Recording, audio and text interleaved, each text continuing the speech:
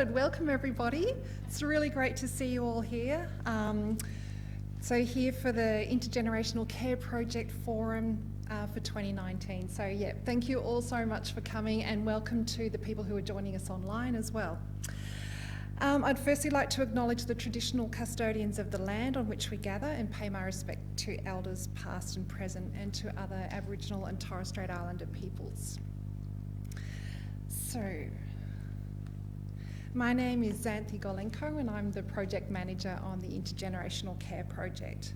So I'd also like to acknowledge our lead researchers who are all here this evening. So we have Professor Anneke Fitzgerald, Dr. Katrina Radford, Dr. Nerian Vecchio, Dr. Jennifer Cartmell, and Associate Professor Neil Harris. So welcome, thank you for being here. And I'd also like to thank and acknowledge the contribution of all of our project staff and research assistants, especially Dr. Lalita Kersnan, who has done an amazing job in getting this organised for tonight, and also all of the other wonderful work she does on the project as our marketing and communications officer and the research as well.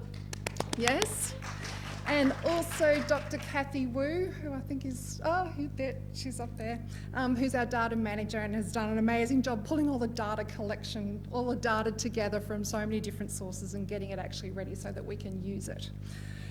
Right, so I can't believe it's actually been 2 years already since we started the project. So the Intergenerational Care Project is funded by the Dementia and Aged Care Services and is conducted by Griffith University.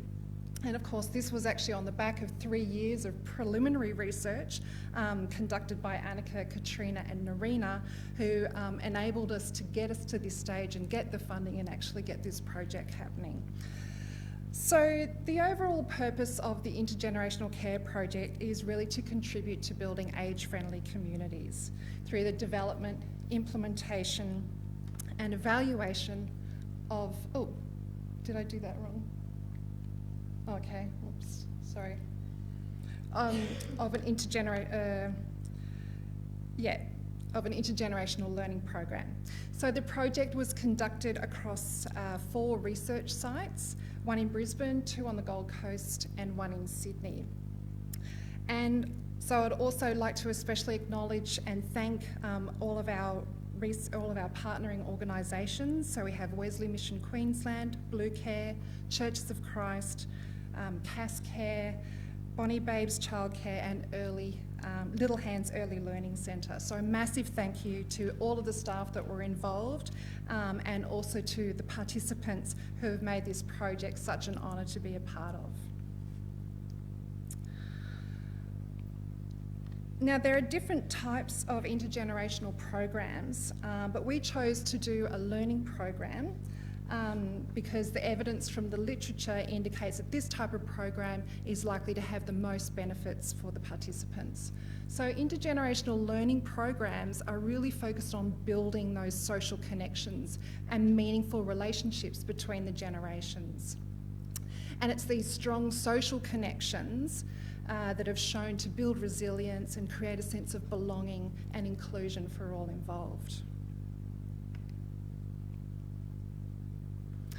In our project, we're working with children aged 3 to 5 years and older adults in either residential care or attending day respite services. And our research looked at 2 models of care. So we looked at the co-location model, which is where aged care and childcare are located on the same premises. And we also looked at a visitation model, which is where aged care and childcare are located separately and one group travels to the other.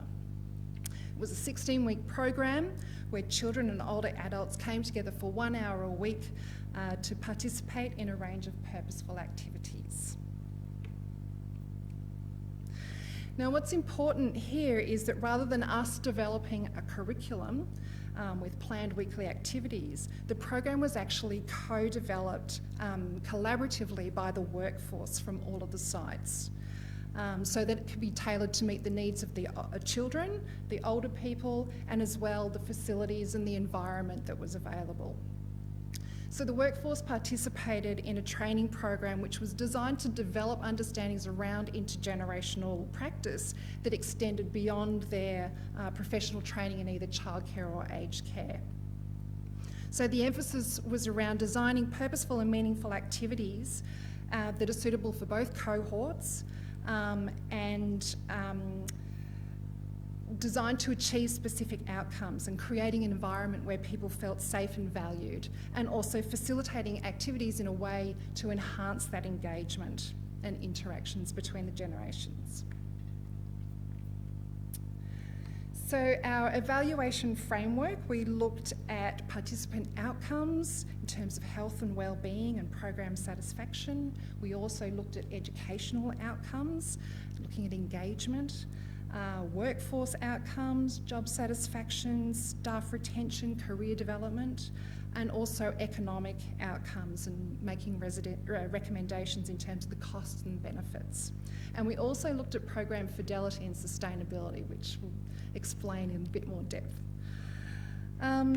So to do that, we used a range of qualitative and quantitative methods. So we use surveys, video ethnography, reflective journals, interviews, and also cost information. So after a long process of data analysis, comparing and contrasting findings from the different sources of data and data sets and synthesising results, we're going to be presenting the findings from our research project tonight. So we'll be hearing from all of our lead researchers, and that'll be followed by a Q&A. So to get started, I'd like to invite Anneke Fitzgerald, who will be talking about how the intergenerational learning program impacted on our older participants. I will. Wow, thank you for coming. That's great. If I can get that to work, I can. So I'm talking about the senior participants' outcomes, and I really want to acknowledge Neil and Kathy for doing a lot of this background work to come to these outcomes. And there are really 4 major outcomes for the senior participants themselves. The first one is reciprocity. That's a word I cannot pronounce, but I apologize for that. We looked at that issue through the interviews and also through the video recordings and the video ethnography. What we really wanted to know is, how do older people learn? How can we actually identify that some learning has taken place, and that learning, we know a lot about pedagogy, we know quite a bit about andragogy, but what we did not really know a lot about is eldergogy. So in the background of this, and in addition to this, we did a systematic literature review just to have a look at what is known about how older people learn, and surprise, surprise, there's very little known about that, because we might even just assume that older people don't learn, for example. So the learning that's in the literature on that is really about a medicalized learning. So how can we teach older people to take their medications? How can we teach to turn off the gas? So that's the kind of learning that is in the literature. But we think there's much more to say about this. And we are at the moment developing something what we call eldergogy. We don't like the word geragogy. We prefer the word eldergogy. So really what we found so far, and what we are trying to find the evidence in, especially the video ethnography, is that eldergogy is a fusion of pedagogy and andragogy on most levels. But one of the things that eldergogy is unique in is that it's around upholding independence for older people. So that's one of the characteristics of eldergogy, and that needs to be taught to people who are teaching children and teaching adults, that teaching older people is about upholding independence. It's also about preserving their social role and relevance. So I was talking to a few people beforehand, and purpose and relevance is incredibly important, and upholding that is therefore equally important. The third thing is a little bit more difficult. It is really about obtaining transcendence. And transcendence is about knowing that you're wise and that you know things, and that you actually feel good inside yourself in such a way that you can transfer that onto others. And in the business school, we might have heard about self-actualization. If you know Maslow and his hierarchy of needs, then it's like self-actualization. But in education, we talk about transcendence. And transcendence really is a self-reflective process that we can do as teachers of older people through reminiscence. So these are the three things that we would add to the pedagogy and andragogy. The next participant outcome that we identified were positive sense and well-being, which was largely in the surveys. Even though we had a very small number of people, there was no indication that an intergenerational care program was bad for anyone. So we are actually claiming that it is not bad and therefore must be good, right? So that's what we did. The other one I've already talked a little bit about is that the reminiscence and reflections, and we got that out of the interviews with the older participants. They reflected a lot as a result of the intergenerational care program on meaning of life and their role in it and the place of them in the lives of the children, which is actually a really positive thing, especially when people haven't sort of thought about it in that way before. People also commented on that self-actualization and the wisdom and the things that they have that we could share, and of course we twisted that into the preservation of social capital. So if all the people that are wise and good can share with younger people, then certainly some of that will hang around, right? And also they like to reflect upon their achievements in life and tell their stories to the children on the basis of the activities that had been done. And all of that actually came together to the fourth outcome, which was evidence of meaningful engagement. So it's really difficult to define what is meaningful about engagement, but what we think is in the evidence is in the video recordings and the ethnography that we have done. And that is what we saw over time, is that people grew much more comfortable with one another, that there was quite a bit of bonding, especially through physical contact.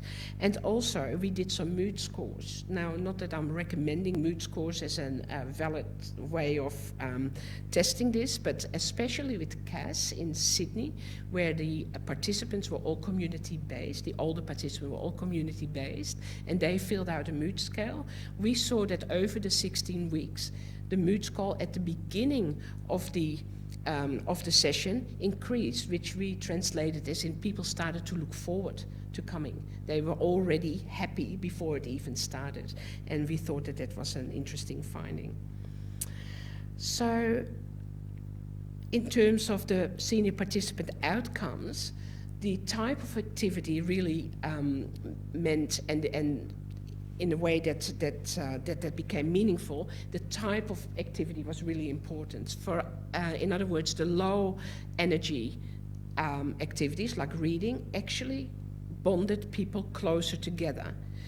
The high energy was more like for larger groups, and so that was like a group activity. So the one-on-one activity really helped with meaningful bonding, but at the same time, the more active work was the higher energy activities were really helpful in terms of physical and sharing that physical activity, but much more in a group, if you like. The medium energy activities were doing things together and was sort of in the middle of that.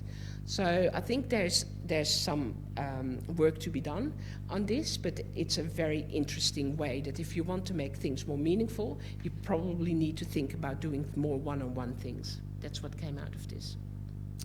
So I'll hand over now to the children responses, and Jennifer Cartmel did most of her work on that.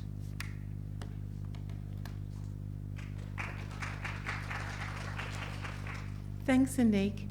I was just thinking about the children's responses, and Anneke just said there's so much more to learn.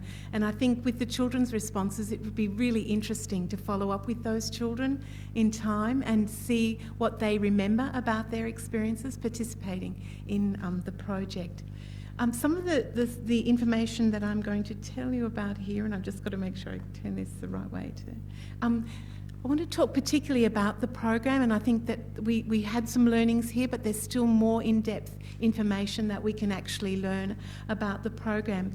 Our program was really, we undertook an extensive literature review when we started to establish the program. What would the program be about? And so we actually used the early years learning framework, because that was one of the other important things around this research project, because our participants, be it particularly the workforce that we're working with, they were our researchers as well. And so we wanted them to undertake activities that were part of what they already did. We didn't want too much to be layered on top of them when we were asking them to feed back to us about what was happening. So we used the early years learning framework to help with our the development of what kind of things we would expect. And we also relied heavily on the Neuro Sequential model of education. And you can see some of our learnings from using those underpinning theoretical framework in the kinds of outcomes that we have. It was really interesting to see the different ways that the program was documented, and Anneke talked about the reminiscing that occurred.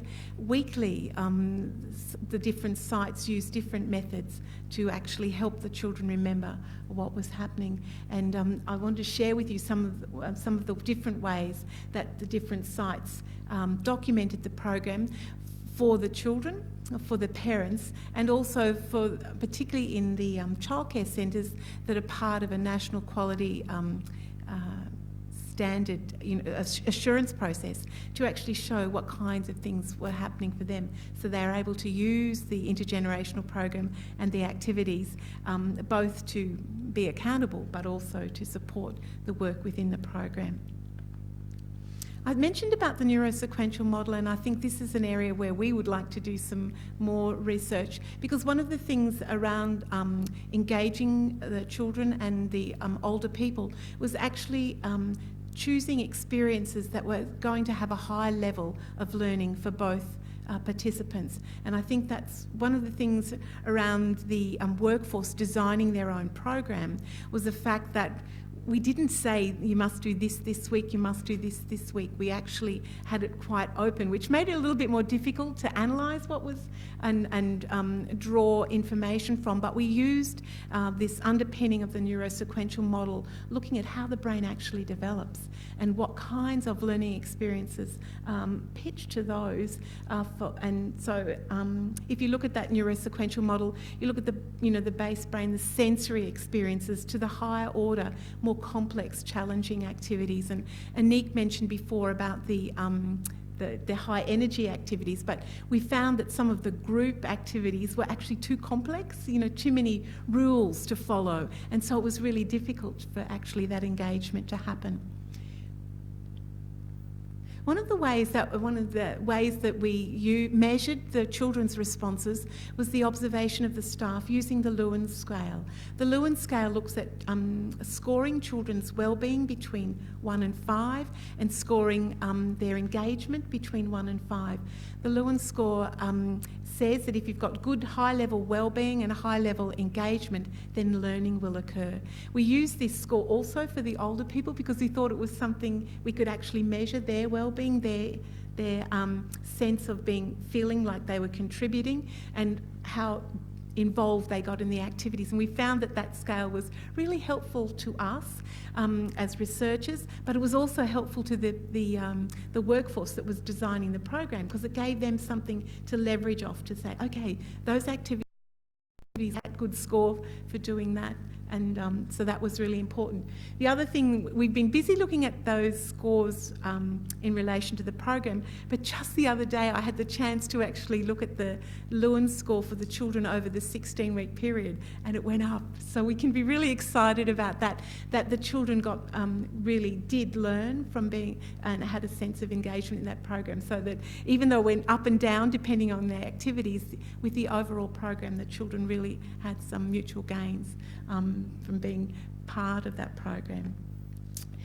when I said to you we got started to get into the nitty-gritty, we've had one of our researchers who undertook a summer scholarship, one of our child and family students, actually went through everybody's program journal and actually coded the activities in relation to whether it was an activity that was at the base brain or was at that high, limbic brain, or was at the cortical level. And so we've actually can see where there was high engagement and where there was high children's involvement, or whether there was low. So we've still got a little bit more work to do on some of those things, but it gave us some of that sense of what kinds of experiences were going to be most effective when people came together.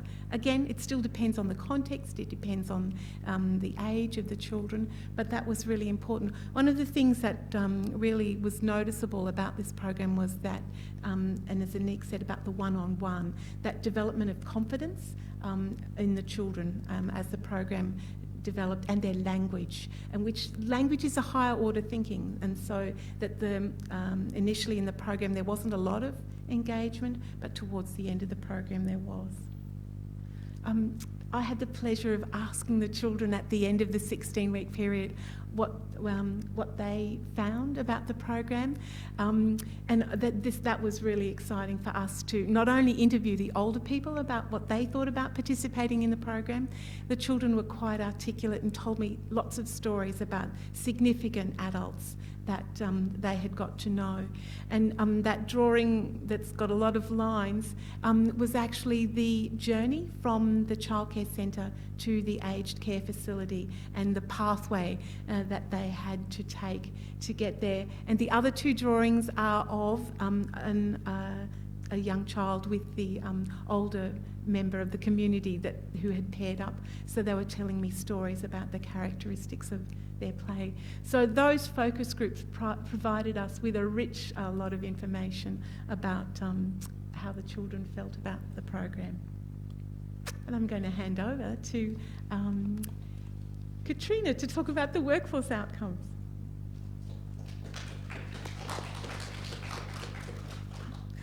All right, thanks for coming. So in our program, what we were looking at were two primary research questions. So the first one asked the question, what value does an intergenerational care program actually add to the attraction of childcare and aged care workforce? We know that both of these workforces actually have a challenge around turnover and getting people into the program. We know that childcare is a very sexy career for younger people, aged care not so much. But what we wanted to know was there anything that intergenerational care did to both workers in order to add to that attraction? And then we actually looked at, would it change their perception pre and post of being in that career path? So are we actually giving more exposure to the other sector? And what we found was that across both aged care and childcare, that it adds meaning. We know that childcare and aged care workers on a whole have a whole lot of intrinsic motivation that goes behind what they do on an everyday basis. But this program added more meaning. It really gave them that opportunity to see, well, what else is out there and how can I go and get it? So it expands their knowledge and it actually enriches their job, which is really exciting, but at the same time it adds more stress to them. And some of the nuances that came out were around the whole concept of setting up and packing down. So who's responsible? Who does it? Do we share that responsibility? Is there a consultant that can come in and do this stuff for us? Or how do we organise that at that practical level? Because it does add that extra workload, and it does tell us that if we are going to create an intergenerational care as a workforce, a career path, then we do need to think about how do we price position that salary, because it is extra work on top of what we're doing. The other finding was that intergenerational learning programs allows for greater possibility for attracting employees. What was really interesting and really engaging for me is that before the program, most of our staff members actually turned around and said, I would never go over there. I don't want anything to do with children. I don't want anything to do with aged care. I have no idea what it is. And this schema that I have in my mind about what it's like to work over there is negative. Right? Or I'm too old to work with kids. And then they get into this program and they realise, and some of the comments that I had from the workers in the interviews were, I didn't know how to talk to them because we forgot that there is no natural transition when it comes to you're starting a new career or you're starting into a new sector. We don't actually ask the question, do you know how to talk to that person? So there was a lot of nervousness at the start of the program around how do I actually talk to and interact with an older person or interact with a child? Because we assume that people are parents, or we assume that people have parents, but we don't actually train them to talk and communicate. And the other interesting finding was the interprofessional communication. So aged care and childcare, they talk different languages. And that was really challenging for our staff, but over the course of the trial, the 16 weeks, our staff members actually learnt a different language.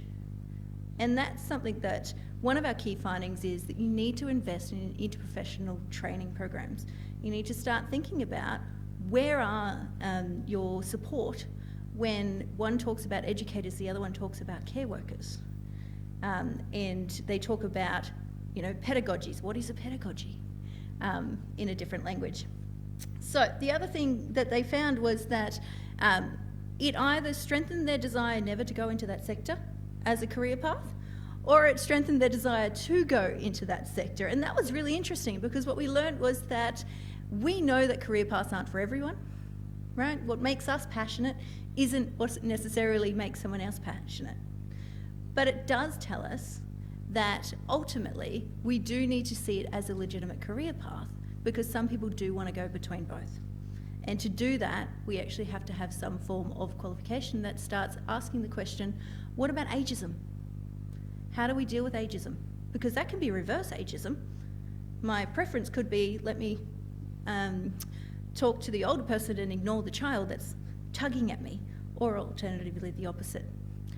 So there is some really interesting career implications from this research.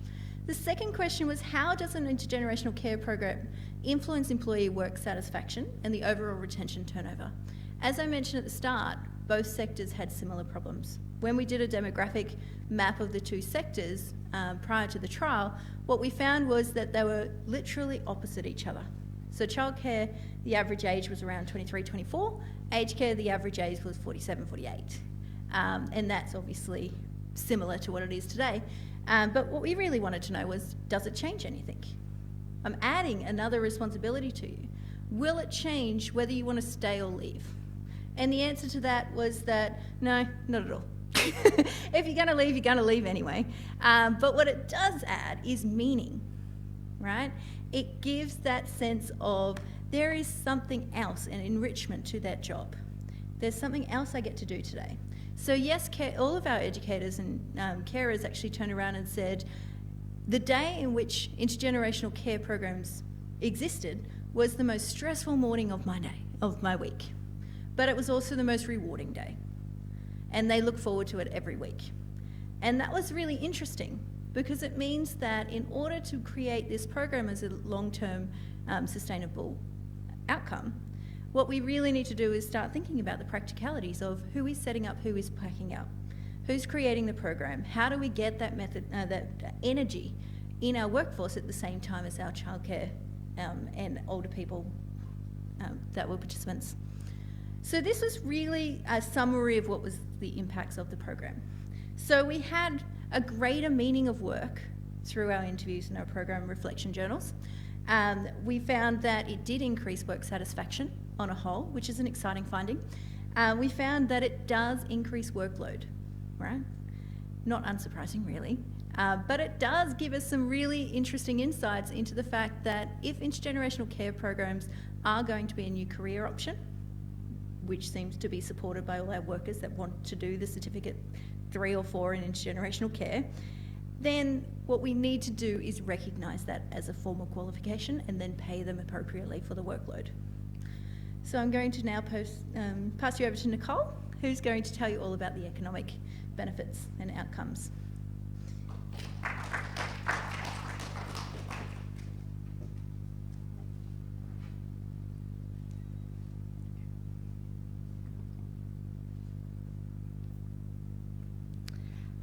Hi, my name is Nicole and I'm part of the economics team that have undertaken an economic evaluation of the Intergenerational Learning Program led by Dr. Nerian Vecchio.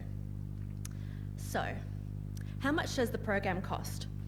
This is a really important question for stakeholders and agencies and other policymakers looking to implement an intergenerational learning program. So what we did is, in order to do the cost analysis, we took the study data and the costs, we supplemented that with some interviews from some of the agencies, as well as some other published information. And we did the cost analysis from an agency's perspective, valued in 2018 Australian dollars.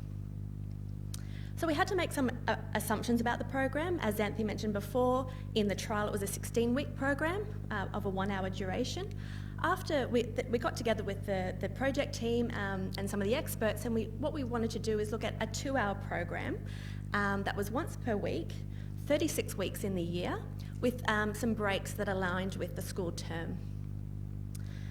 We also had to look at some other assumptions. So these are things like we had to ensure that staff ratios, so the staff-child ratios, were met at all times. So the national staff ratios are 1 is staff members to 11 children in most states and territories across Australia.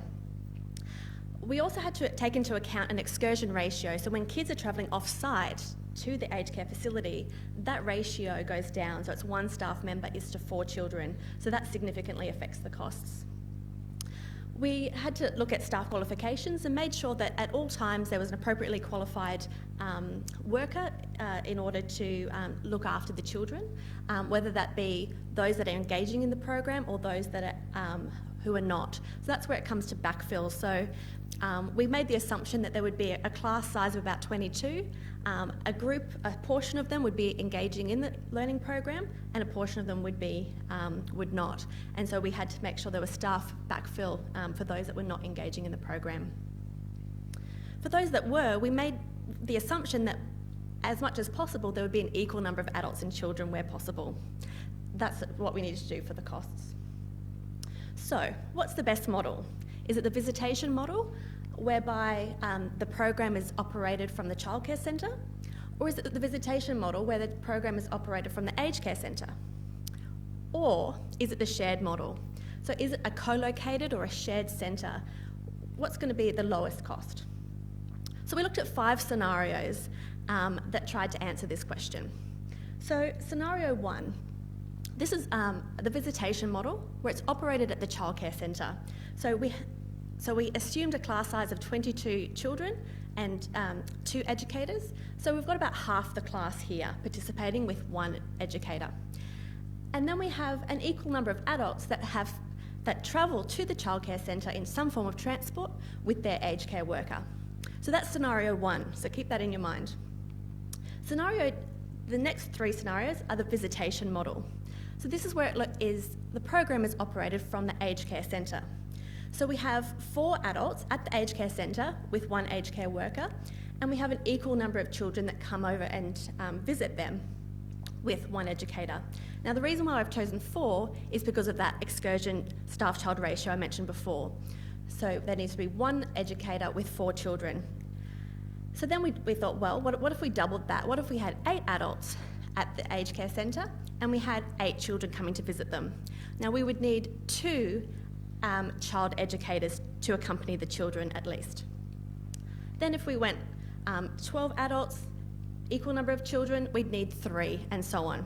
So these are the 3 scenarios that we've done for when the program's operated at the aged care centre. Our final scenario that we costed was the shared model. So this is where we have a group of adults and children, and they are co-located or they're in a shared facility, and they undertake the program at a shared room on the campus. So in this situation, we've looked at 11 adults and 11 children with some workers. So I'm going to take you through the breakdown of the program across those 5 scenarios. So firstly, we have a one-off cost. This is an investment cost, so it might be some equipment. Perhaps if it's going to be at the childcare centre, you may need to purchase furniture, so some chairs for the adults to sit in. At the aged care centre, you may need to buy some booster seats to go into the bus or the taxi in order to get your children over to the aged care centre. And materials, so like just some tablecloths, name badges, things like that. So very minimal cost.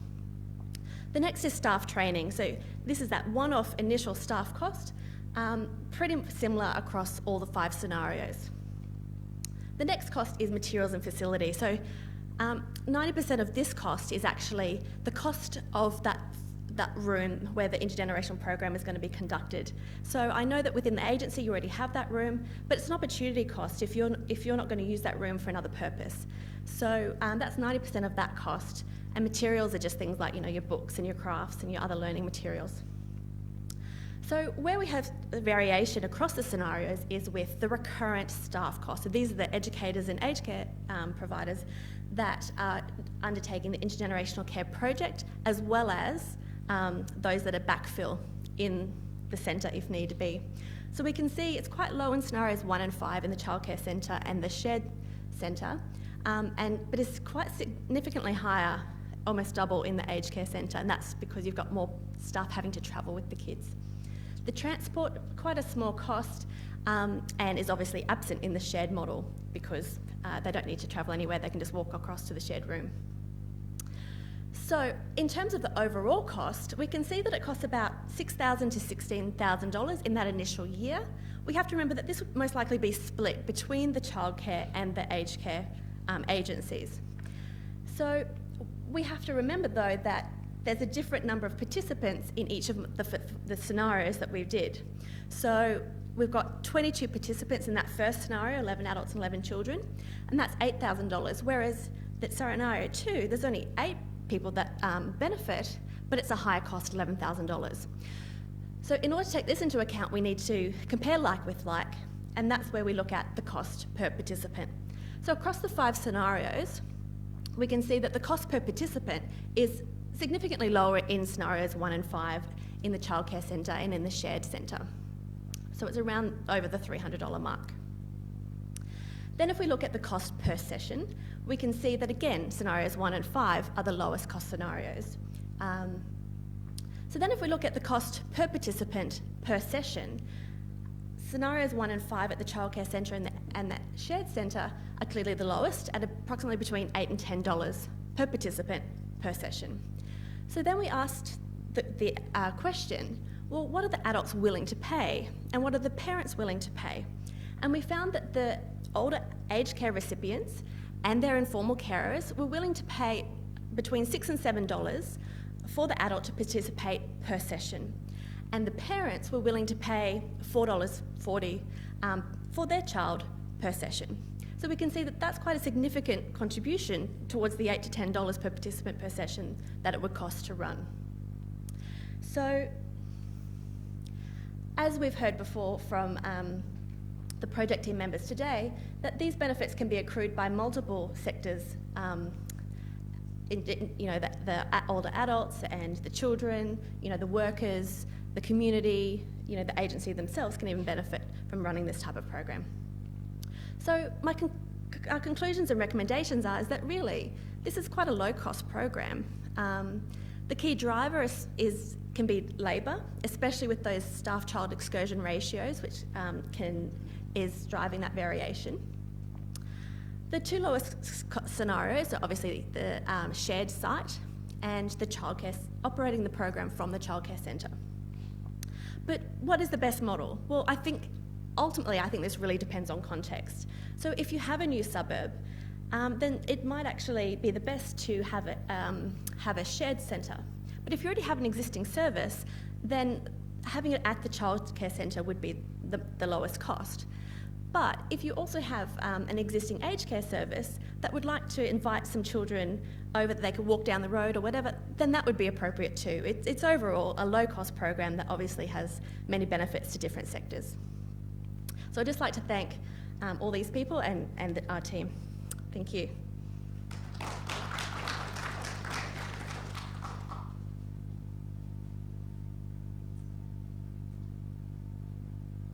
Okay, well, thank you so much for those presentations. We just have one more presentation on the fidelity and sustainability. Thanks, Ta. So after all of that, we had the bright idea that we should actually look at the whole process of implementation itself.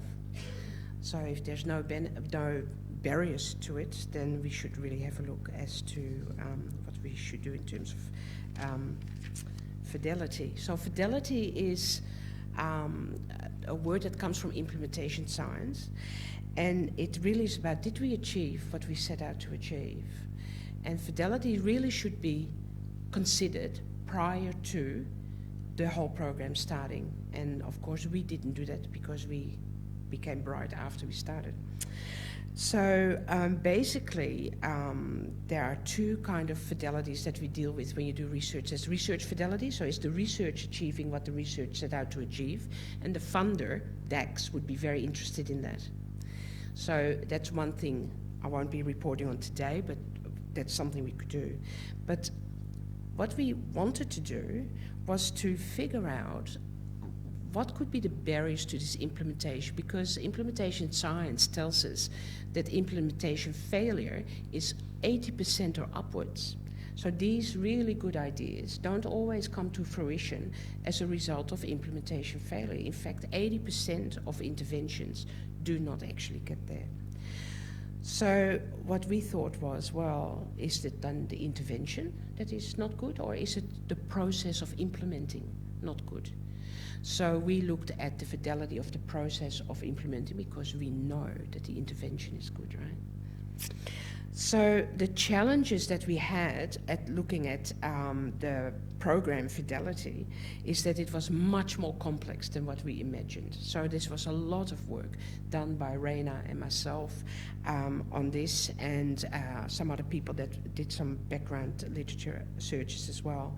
And also that fidelity is actually very contextual, so it changes from one context to the other. So what we did was we actually found that there was not a really good definition of fidelity. So we decided to add to it and make it a little bit simpler. And of course, by doing that, we probably made it also more complex, because it's incredibly complex concept. So then we said, well, okay, well, let's just look at the literature for that, but why not have a framework, something that is much more practical to use? Because what we want people to do when they're implementing this, if industry is implementing this, we need to give them some tools to be able to say we are achieving what we set out to achieve. It's really about the justification for the pain of change. You know, there's a lot of people involved when you put these new interventions together, and the management of change itself is quite painful to some. But if we can show them that it's a really good thing, it might help with that emotional trigger we're looking for to make some changes. Because if it doesn't work, we need to know why doesn't it work. And if it does work, we actually equally want to know why does it work, and we can sort of show others why that's do. Not only that, but the learnings from this, and particularly this particular research process of implementation might help with upscaling it to other places. So what did we learn? So this is what the framework looked like, so don't worry about this. Is one little part of a large framework, what it looks like. So there's several domains, 4 domains, and then there's subdomains, and then we ask questions about the domains, and then we say, when did we want to know the answer to these questions, beginning, at the middle, or at the end? And in the end you say, did we achieve it? Yes, no, or partly. So it's actually quite simple to do that. And then what we can draw out of this, which we've been doing the last couple of days, Rain and I, is actually look at what are the learnings so that others know this beforehand, before they even start. And I guess there's quite a few learnings, but the ones that I want to pull out is something that Kat mentioned already, but is really quite clear in our fidelity testing, is that interprofessional collaboration doesn't just happen. You know, we found quite a lot of things that we partly or did not achieve, even though we set out to achieve that, basically because that needs some very basic planning, leading, organizing, and controlling. It needs management of that. And we need to do that at the beginning, not in the middle or at the end. Another learning that we pulled out of that was really that we should, at the beginning, articulate the roles and responsibilities of the different professions as early as we can, and that includes policies and procedures and so on to guide with that. So that planning of how are the aged care work and the childcare work going to work together to actually get the best out of this for the children needs to be addressed very, very early. Another finding that we came across was, and the biggest challenge that we had, was at one point we asked the experts on what do you think is the core component, because you cannot actually comment on fidelity unless you know the core component. What is it exactly that we need to have, otherwise it just totally falls over? And identifying the core components of the project, in this case the intervention, was incredibly difficult to articulate, and we probably are still not there yet. There's probably still a little bit to do, Jennifer, isn't there? Yes.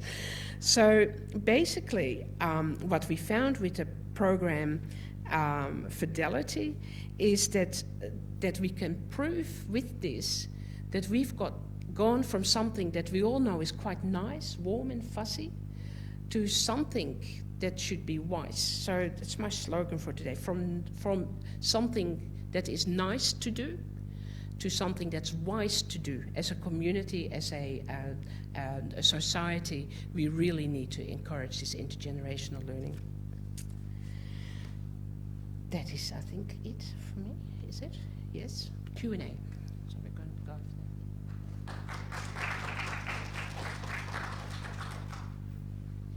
Okay, well, thank you again for the presentations. I hope you found it all very enlightening. So I'd like to invite our panellists now for the Q&A session. Okay, so how this is going to work is we'll open it up to questions from the floor. If you'd like to ask a question, please raise your hand and Kathy will bring you a microphone.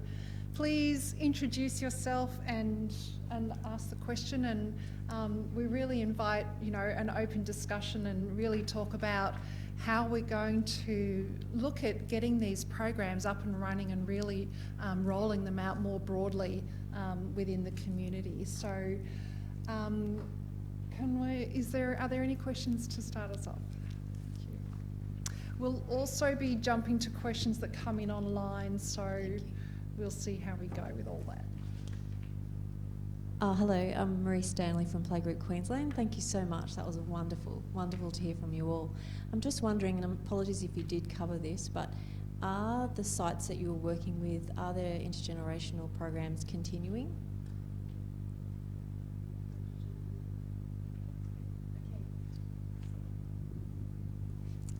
Yes, those programs, I know that they're continuing in a couple of sites.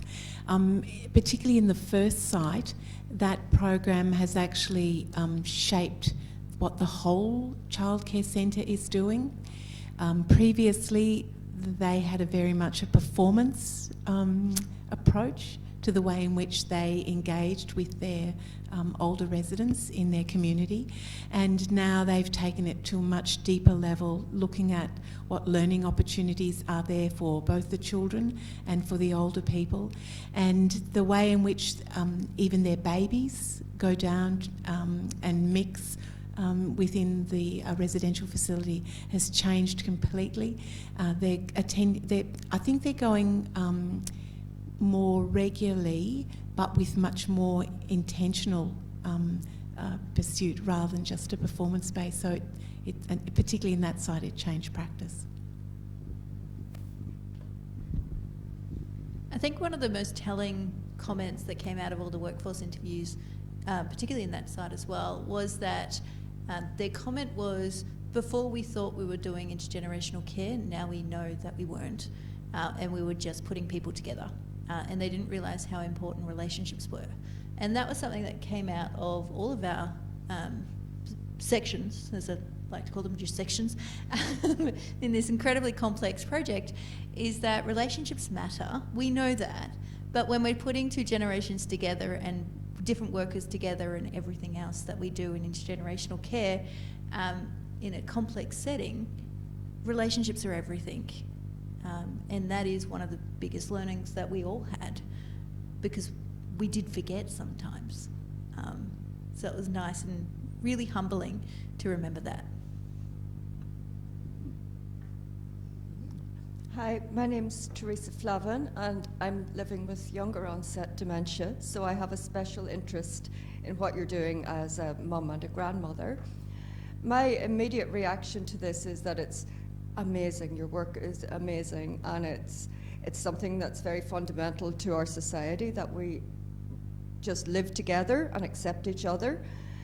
As someone living with dementia, I can see the obvious benefits for people with dementia. As a grandparent, I can see the obvious risks. And I just wondered, as you went through the trial, did dementia come up? Were there concerns from the parents? Just how did that fit together for you guys when you were thinking of the risks and the mitigants as you went forward to designing your project?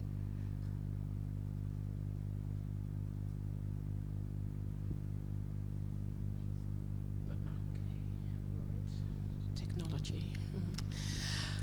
Yes, well, it was a big concern of ours, and actually we were talking a lot at the beginning as to how we can mitigate those issues. And in the end, we kind of copped out a little bit and let the aged care facility choose their participants and the childcare facility choose their participants. So even though originally we thought it was a cop-out, in the end it was actually a really good decision. So that dealt also with some of the ethical issues that we had in terms of getting research ethics for this project, because we were dealing with vulnerable people. Originally we set out to have this program particularly involving people with cognitive decline or who had been diagnosed like not too long ago.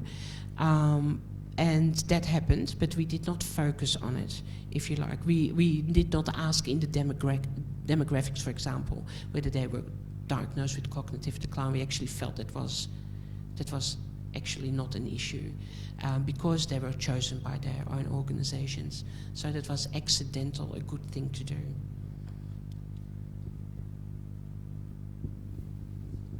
Right, I'll just add that because it was in the community, there tend to be less risk involved because of a lower level of disability in terms of the dementia condition. But we really felt it was important to look in the community rather than something like nursing homes, because there's a real need for it in the community. In fact, we find that people aren't taking up services in the community. Either it's not there or it's not suitable for them. People with the dementia as a main disabling condition are 8.5 times more likely to be in a nursing home than people with other disabling conditions. We need to do more in the community, and this is what we're doing here. And I guess my reflections, well, our reflections, let's call them our, where at the beginning, the biggest question that we had was, do we need a police check? And that is a practical decision. It's an ethical decision that, based on the value set of that organisation. I think that from the end of this project, we can recommend that we should have police checks, and that includes all participants as well as all workers. Now, we know that childcare and aged care workers already have police and federal checks, so that would just be extending on volunteer-based police checks for participants.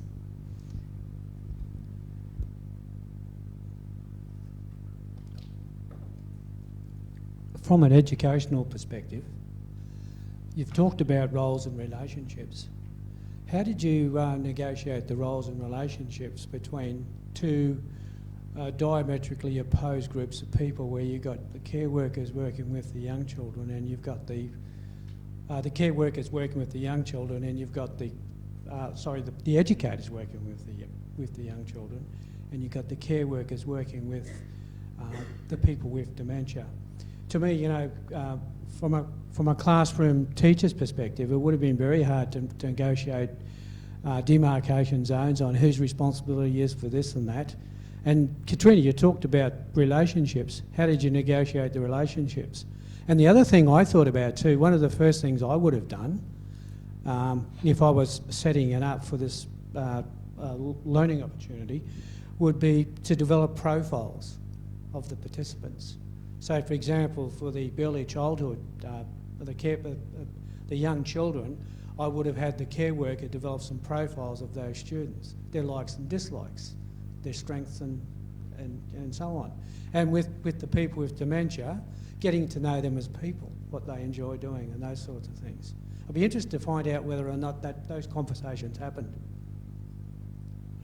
I think one of the interesting things is to look at the level of qualifications and experience that both the early childhood sector and the aged care sector have, and the depth of knowledge and understanding they have about children's development and about individuals' development, and I think that then shapes how they approach their tasks. I think the neurosequential model was really useful to us in actually establishing a space in which the program was to be carried out. And I think, John, you've really highlighted a lot of the things that we really want to know more about in the future.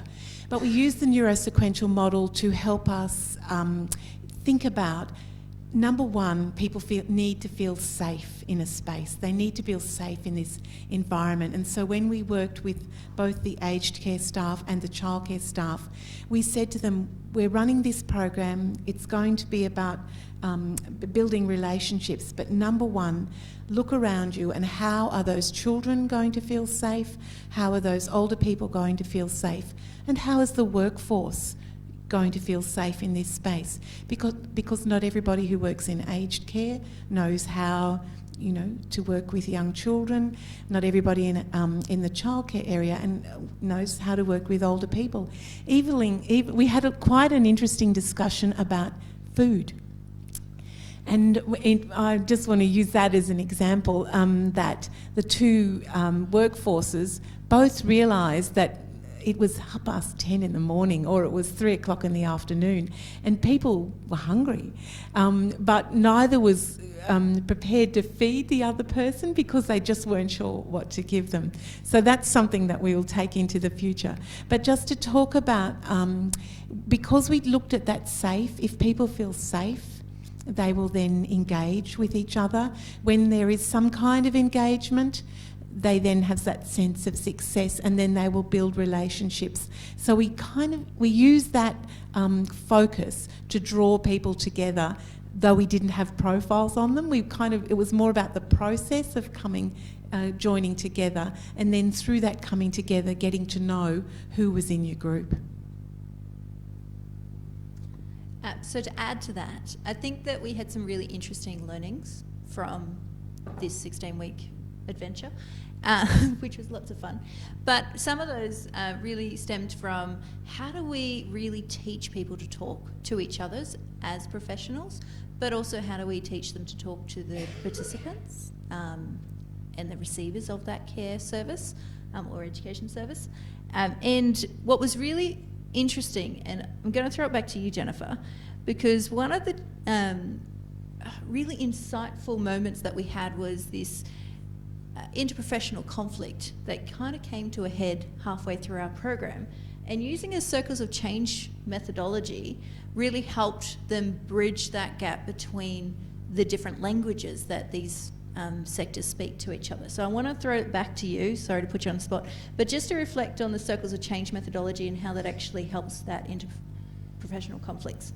I'm very much about process, and I like to think about the way in which we engage with things rather than necessarily the content. But I suppose the Circle of Change revisited methodology is a critical reflection methodology. It's based on having a democratic conversation, and that everybody in that conversation has a right to have a say, no matter whether they're a young person or an older person, experienced, not experienced. And so that process asks people to describe what's happening for them. It asks them to say how they feel about what's happening. And it also asks them to link what they're thinking about to knowledge, research, other readings that they have, other experiences that they have. And then how do they now think about their practice based on that conversation? So in actually gathering the group, the professional group together, and we did that from the outset.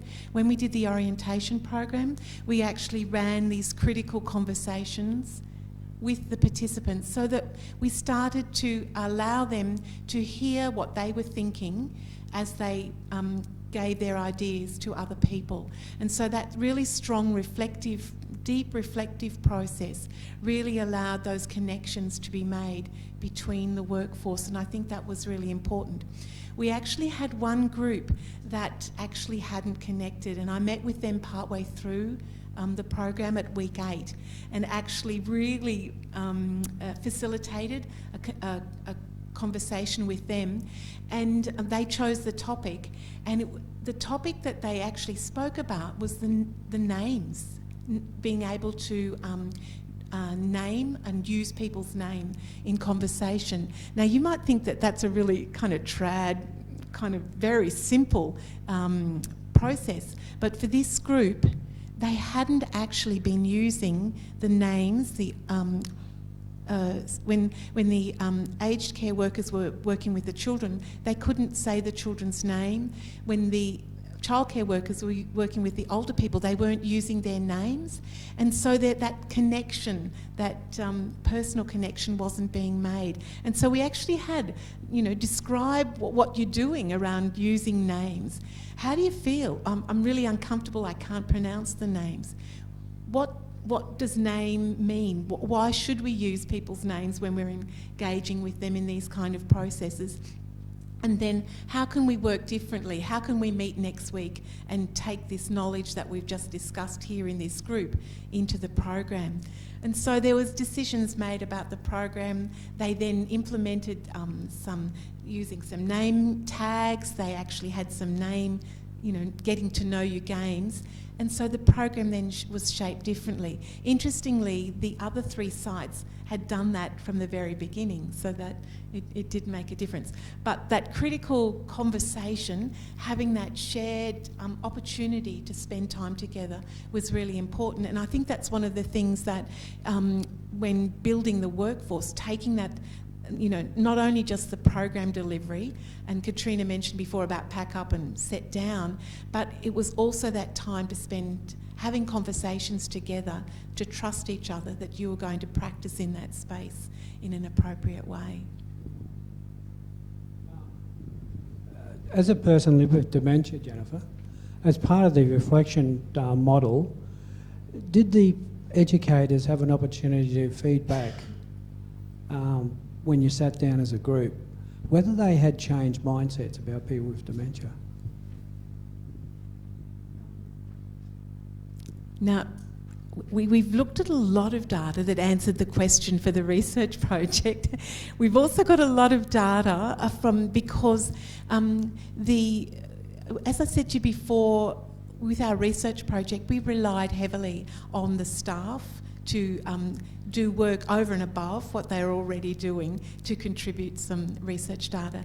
Those individuals kept a reflective journal about their experience, and we've kind of gone across the surface of those, but we're in the process of now looking at those responses that they made in a deeper level, and I'll come back to you on that one. I think what's also really important when you're setting up these programs is having a really strong orientation program and really setting that culture. So the first question I would ask is, what kind of culture do you want in an intergenerational care program? Which sounds really blasé in the sense of, what do you mean? I've got one centre and I've got another centre, of course. They're in physical proximity of each other. Why wouldn't they come together? But if you actually look at the underlying value sets of both organisations, you might be combining a private organisation with a public organisation, or a religious organisation with a non-religious organisation, and the culture of both of those sites, if they're not from the same organisation, are going to collide at some point. So having a strong culture and a strong relationship between the staff before you hit the ground running is really important. And the other key learning that we found was that apparently in the childcare sector, people don't die. And that's a really sensitive topic, because if you ask people from the aged care sector how they feel about death and dying, they're very frank about it. They see it almost every day. But if you put that same scenario from a childcare perspective, and the people they've seen every week, they go in and all of a sudden they die, that's a very traumatic experience. And doing an entire training session on how do we cope with death and dying, how do we communicate that to parents, how do we communicate that to children, having an open conversation about that is really important, and being prepared for that before you even start the program.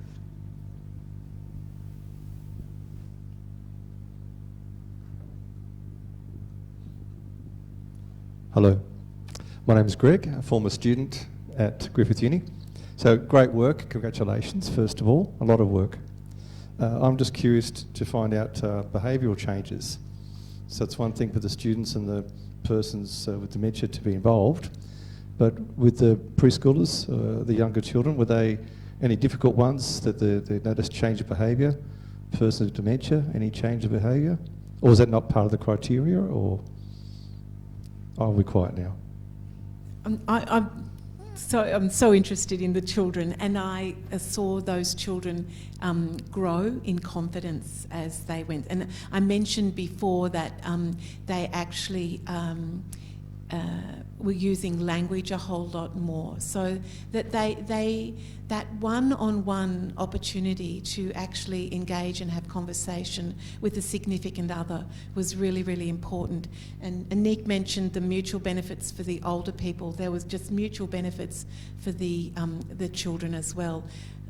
Purposeful, meaningful, somebody cares about me. And when that kind of activity occurs, you see just a positive glow about that, you know, the step that people take. And I think you could even look at the way in which as people came together, you know, the pace in which they walked to meet each other by the end of the 16 weeks, as opposed to, you know, the beginning, was really important too.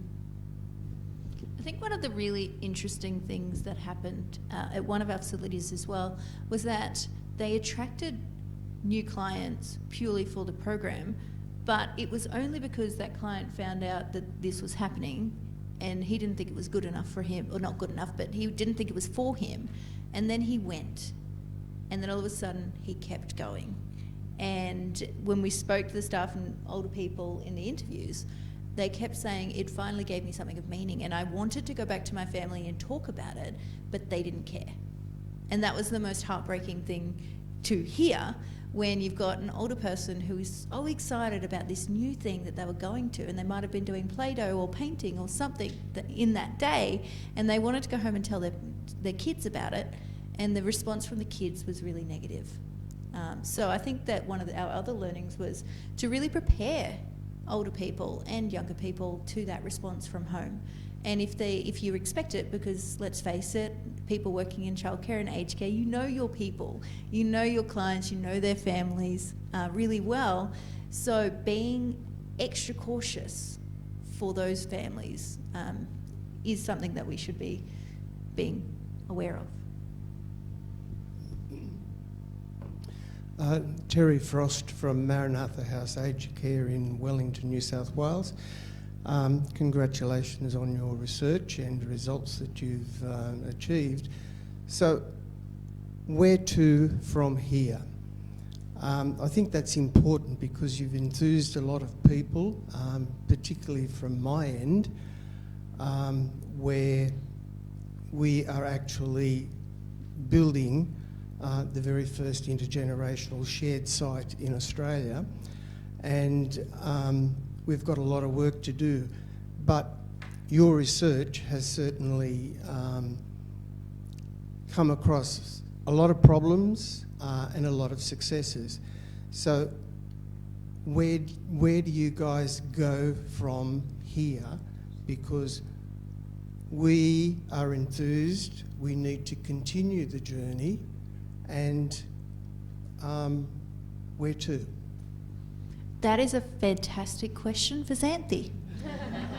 Because there is so much more that we're keen to do, and Xanthe's going to tell you all about it.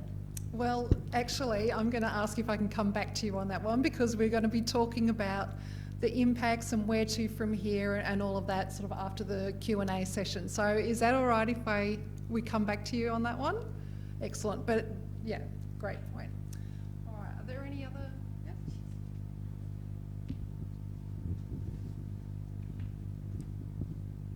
Just a quick question. With the commercial and the business side of the model, I understand how you evaluated to get the $8.80, $6 90, whatever that figure was. But how did you calculate what the parents would pay, that $4.40? That's an unusual figure.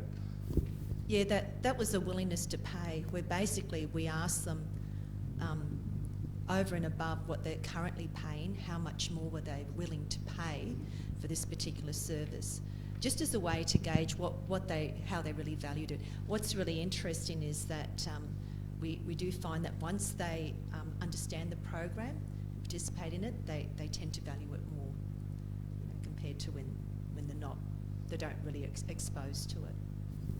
I might just jump in because there's an online question that sort of ties in nicely with that. And the question is, why do you think parents pitch such a low cost preference, particularly in comparison to the aged care community? I think because currently childcare does things really well in terms of monitoring, educating children, whereas I think in the community, when it comes to respite care and aged care, there doesn't seem to be that diversity or the services that really are in need. Of course, it caters for some, but it's not a one-size-fits-all. And I believe that's why we're finding, for example, that carers and also older people tend to value this kind of program more, because it does add value when they're cared under this environment. Childcare does it fantastically. We could really learn a lot from childcare. I just had a really quick question. My name's Anneke, and we're in the process of setting up a shared site in Mornington, Victoria. I was just wondering, obviously with the one-to-one interaction showing a lot more benefit and meaning and social connection, from a practical stance, when the children interacted with the elderly, were they drawn towards one specific kind of buddy, if you like, or were they encouraged in each interaction to share the love and be a bit more sociable? Was there more strength in that kind of one-to-one kind of buddy, if you would like? I think it's really interesting. It depends, and the characteristics of the both the children and the older people, the interests that they have, just like you would have in the community. It was really interesting that in some settings, some children chose to buddy up with one particular person, or one particular older person found it more easy to speak to one child. But there were other times when children would mix across the group. So in every group of the 4 sites, you could probably name a couple of children that had buddied up really closely with a couple of people, and other children just floated, just like you would in the general community. Some people like a smaller group and other people like other groups. But yes, no. And it was the other thing, one of the other learnings was from, even though there was that chance to buddy up, was to just make sure that the kinds of activities that were provided needed to be undertaken by a small group, that you couldn't do something alone, it was really handy to have something that required the support of the other people. And still in my mind, I've got that after a painting activity, this 4-year-old child was helping a gentleman to clean his hands. And it just that caring response between those two people was really important for both of them, around getting to know each other. But it didn't necessarily mean that they always stuck together, but it was just in that moment.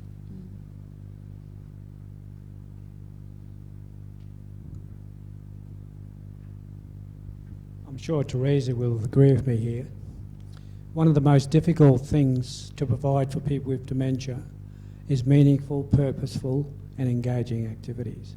So Nerian, can I suggest that the reason why those carers are provided to pay more money is because they're scrambling to find activities to engage, to find meaningful and purposeful activities for the people they love. Okay? And unfortunately, there's not much out there. And there are a number of reasons for that, which I won't go into. I just want to make a comment about the activities too, because there is some sense that the kinds of activities that you might undertake in a childcare centre were demeaning for older people. And I think that was one of the things that we were really conscious of in looking at the program, and why we took the Neuro Sequential model for education to underpin what we were doing. So first and foremost, we were looking at what was developing the brain. And so things like gardening, things like telling stories together, things like painting together, things like working with Play-Doh and clay were really important. And a piece of clay for a child and a piece of clay for an older adult are appropriate. It's the way in which the individual engages with that material. And I think that was really an important consideration for everybody, to just look at the meaningful work and the usefulness of the sensory materials that you were using really underpinned the program delivery. Just before we sort of start to wind up the Q&A, I'll just jump in with an online question. So are there any plans for training which will help practitioners change career paths? Great question.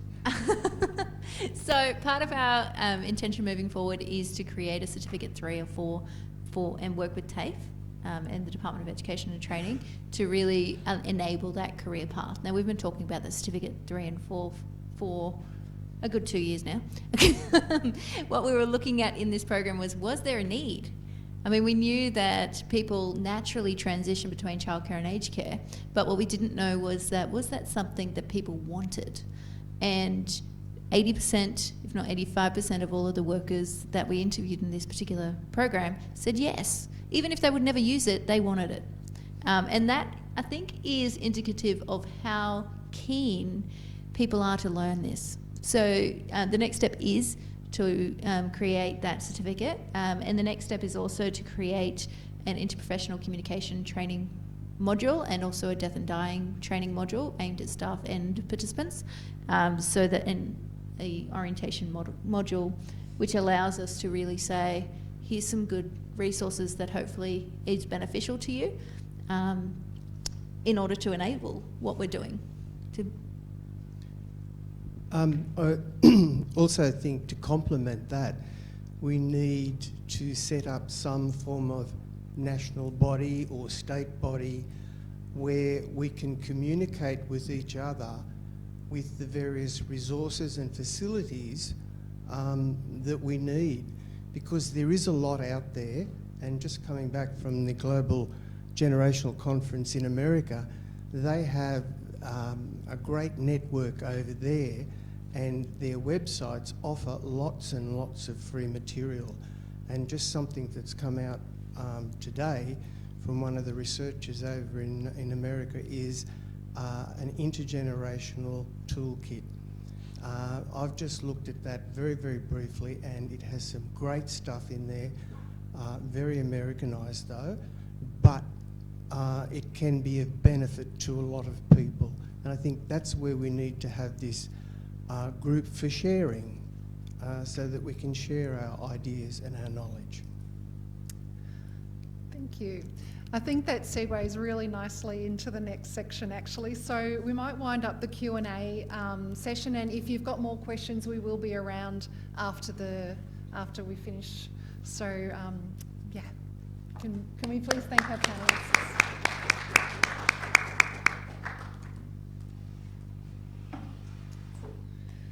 So I might just grab Anneke before you sit down.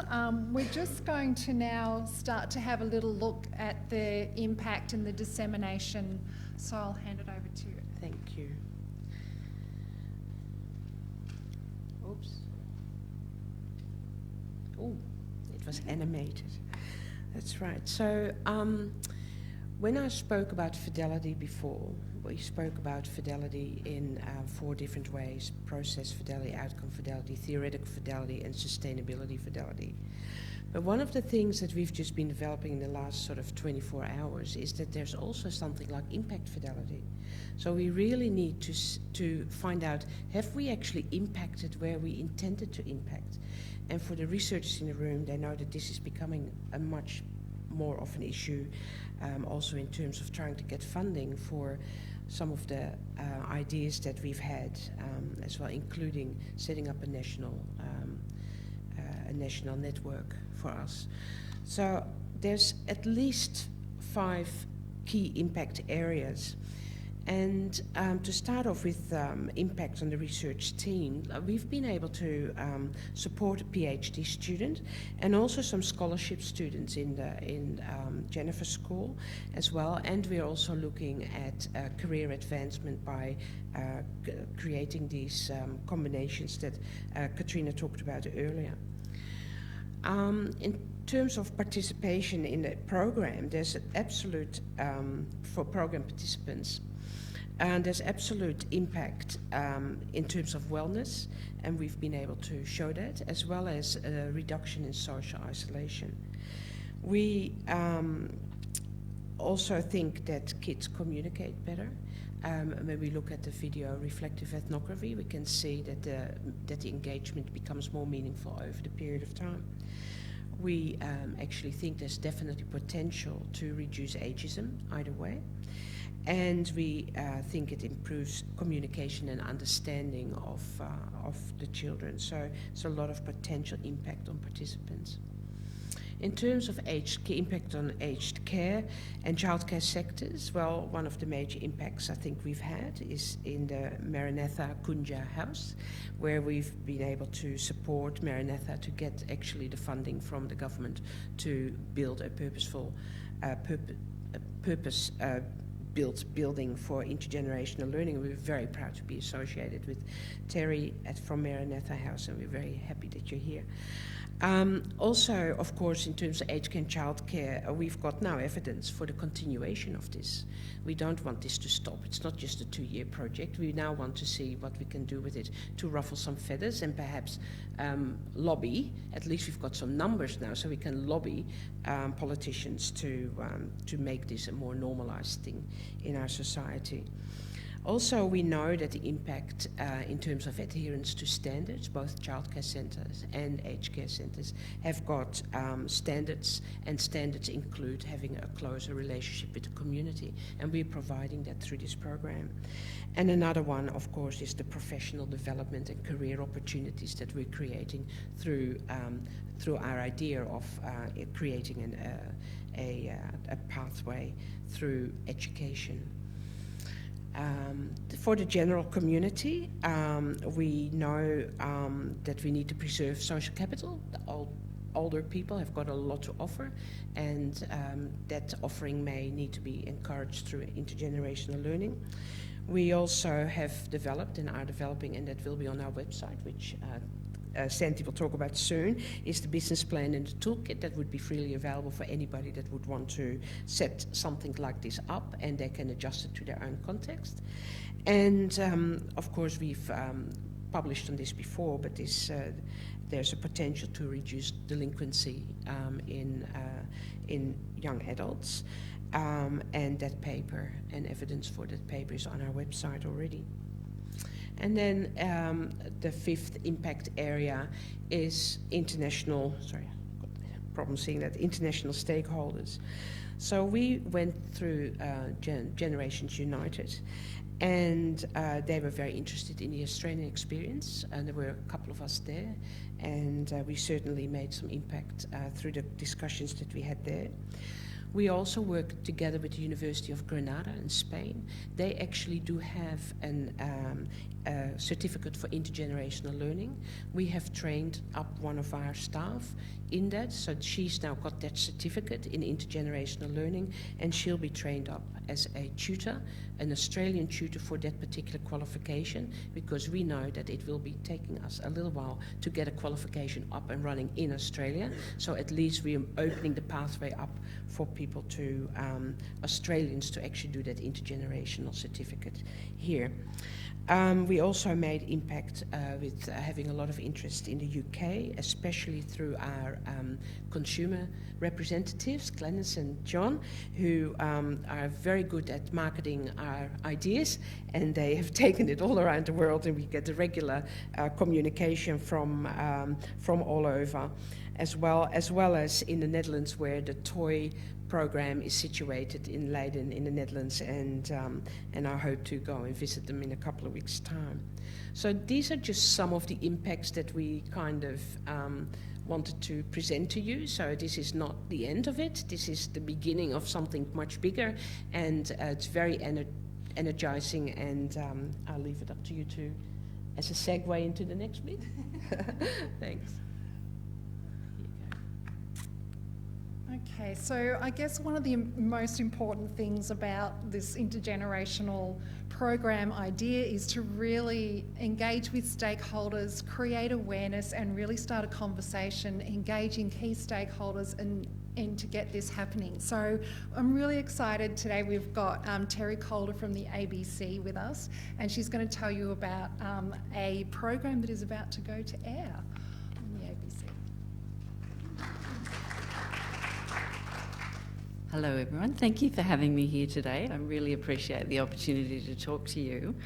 So coincidentally and serendipitously, there is a new series, TV factual series about to broadcast on Tuesday 27th of August at 8:30 p.m. next week, called Old People's Home for 4-Year-Olds.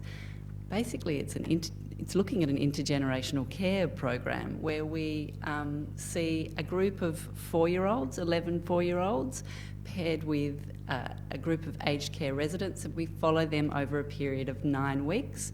And there's a group of health experts, geriatricians, and a child psychologist that looks at how this unfolds and the benefits. And I can't talk to you about the actual results. You'll find that out in episode 5. But I think it's really going to support your work. And we had a couple of briefing events in Sydney and Melbourne over the last couple of weeks where we invited people from the aged care sector and early childhood learning sector and Intergenerational Care Project and others into the room to have a conversation and just to talk to you about our impact campaign that we're about to roll out, that really is about supporting and strengthening your work for building this support for intergenerational programs to really create better health outcomes and reduce ageism. So let's just have a quick look at the promo. I think lots of people in this room, I don't know about online, have already seen it, but let's relive it again for a couple of minutes, and I'll briefly tell you about some of the other initiatives we've got going on. Sorry, I haven't pressed this button. Go.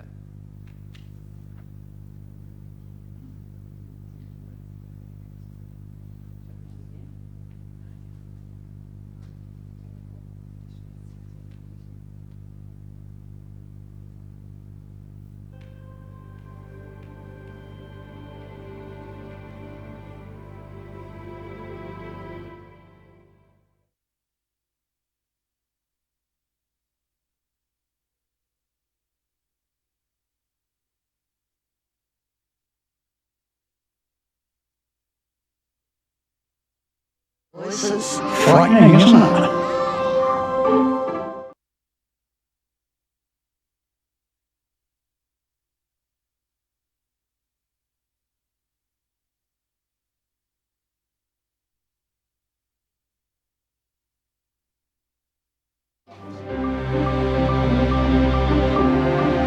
I would expect that we could see some benefits on mood, on mobility, and on a general assessment of someone's health. Squeeze it as tight as you can. Go, go, go, go, go, squeeze, squeeze, squeeze. I have depression feelings from time to time. I can feel very low at times. You got a grandma? She's not as old as you. I would love to see the older generation improve in their mobility and balance. Just by having children around, people will feel the need to participate and be up and about. I don't walk anywhere without the walker. Here's how you do it. Oh! Oh, God, my back. There'll be great benefits for both of us. Oh. Have afternoon tea. A joyful existence in old age is attainable. I thought I'm not good with little people, but I'm enjoying every bit of it.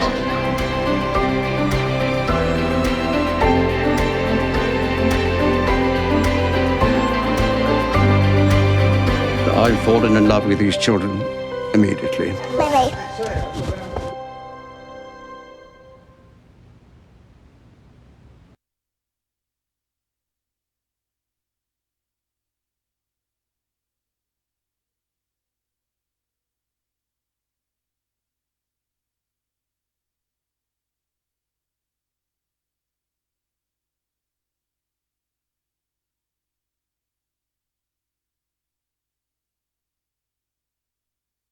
Go on to ABC TV and iView's Facebook page. You can watch the whole trailer if you haven't seen it already. And sorry, I don't know why that was cut short, but I think you get the message about what this show is about. And we really hope that this will be an important communication tool for you to help propel and support your work. Some of the other things that we're doing around the ABC with this series, with an impact campaign, is we have a partnership with Playgroup Australia and a Playgroup Queensland are here today, and we're we're pointing our audience towards Ageless Play, agelessplay.com.au, where people can get involved in intergenerational playgroups, obviously particularly for people with children. And we're also working with ABC Education to create a schools resource, and that schools resource is to support teachers in embedding intergenerational programs within their schools. So it provides tips and ideas and current initiatives that already exist that people can get involved with, that schools can get involved with. And one of the other things we're also doing is working with ABC Life, which is a platform on the ABC. We've created a short iView series that will also go out through social media each day before the series goes to air, that looks at other intergenerational programs that are happening around the country, not just with small children and older Australians, but the Community Visitors Scheme, which maybe some of you have heard of, which is a volunteer program that provides companionships for older Australians that people can volunteer with for a period of time. But these are really, that's one example, and some school intergenerational programs. And we've got a beautiful story that's going out on Monday with a playgroup in Canberra. That I'm very, very proud of that short series. So I hope you will spread that around and watch the series. And I think that's all I have to say. Thank you. Well, thank you so much, Terry, and it's really exciting to hear about all the work that you're doing, and that, you know, there's so much opportunity for these types of programs to be implemented in so many different contexts. And going back to, we're talking about the behaviour, changes in behaviour. I mean, you know, even though you can do sort of scientific measures and all of that sort of stuff in terms of health and outcomes, but when you see that change in behaviour and that, you know, that energy and that connection, it's really, really special. So thank you. Now, talking about Playgroup Queensland, I'd like to invite Penny Allen to come and talk about, and Marie, come and talk about their program. I'm really excited to have them here as well. Thank you. Good evening, everyone. I'm Marie Stanley. I'm the Research and Evaluation Officer at Playgroup Queensland. I'm here to introduce Penny Allen, who's the Program Manager, and tonight she's going to talk really briefly to you a little bit more about Ageless Play. Thanks, Marie. So I thought we would start by explaining the concept of playgroup. Although it's very much embedded in our Australian culture, we still meet people every day who don't know what playgroup is. And we also meet people from other countries who playgroup means something different to them. So we thought we'd start on the same page. So I guess by way of definition, a playgroup is where parents stay and carers stay with their children and they play, and the children are ranged from birth to 5 years. They often meet once a week in a community space, perhaps a hall, a school, or sometimes a park, or even perhaps their own home. And so playgroups are not regulated, which provides plenty of opportunity for groups to gather together in the way that they wish to in their community. And so there are only a few compliance issues that need adhering to, if you like. So, but generally, it's not regulated. And so I guess the overall aim is that families are connecting with each other in their community and often building lifelong friendships as a result of going to playgroup. So in 2017, I was given the opportunity to pilot the Intergenerational Playgroup here in Brisbane in the Valley, and I very much looked at my manager with a perplexed face and said, "You realise my degree is in early years and nothing else." But anyway, we continued on, and I guess part of it was for me was that there was nothing really around. There was no one to talk to. It wasn't such a common concept in our country, and especially in our state of which we work. So the request came from the community, so we worked in collaboration with Catholic Healthcare to create the opportunity to join the old, the middle-aged and the young together. So we embarked on the journey together and it went amazingly well. We started with a couple of families who became parent advocates for the group, which is something that we didn't really think would happen in the beginning.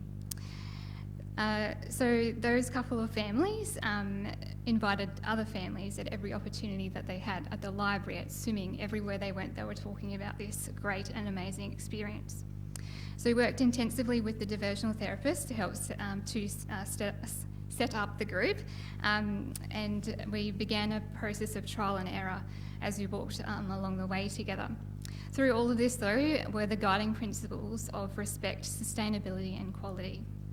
We also navigated a non-regulated and a regulated journey, as there were specific regulations for the aged care side. But we were able to work through this and achieve something great. So we heard stories along the way from residents not wanting to go out to lunch with their family because it was playgroup day. And other stories where residents wouldn't go to anything else at the aged care home, but they would go to playgroup. And after playgroup one day, a parent asked the diversional therapist, "What do the residents think of playgroup?"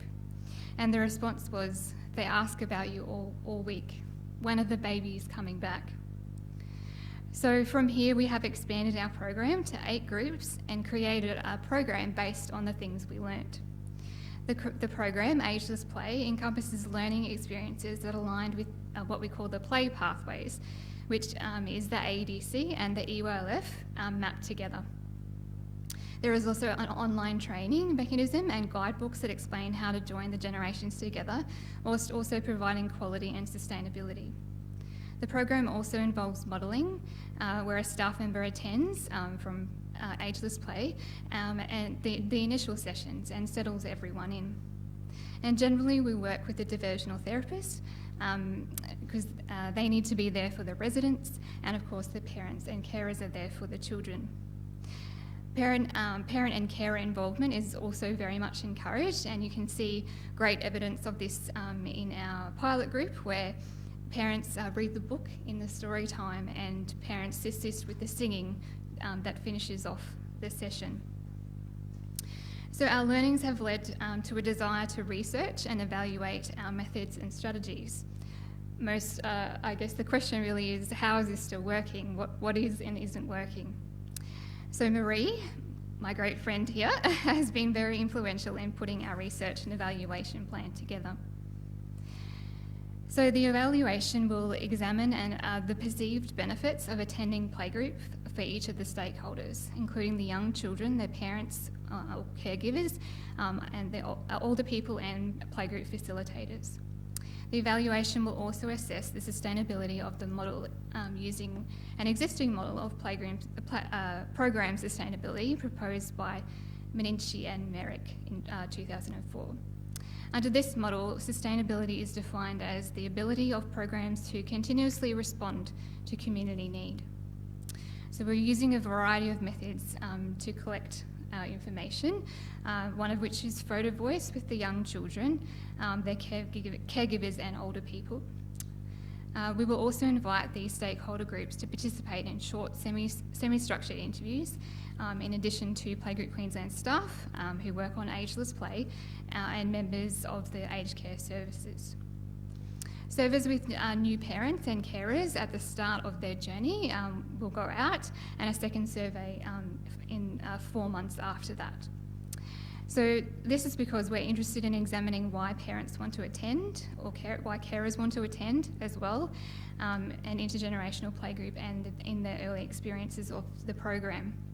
The survey questions are based on a previous study of intergenerational playgroups conducted by Williams and others in Victoria in 2012.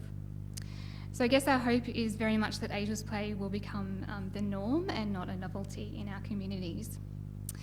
But I guess we just wanted to finish by saying thank you to the Intergenerational Care research team at Griffith University. Thank you for the opportunity to provide an update tonight, and most importantly, thank you for the willingness to collaborate with us on this journey. So if you'd like any more information, please chat with us afterwards or visit our website, which is agelessplay.com.au. Thank you.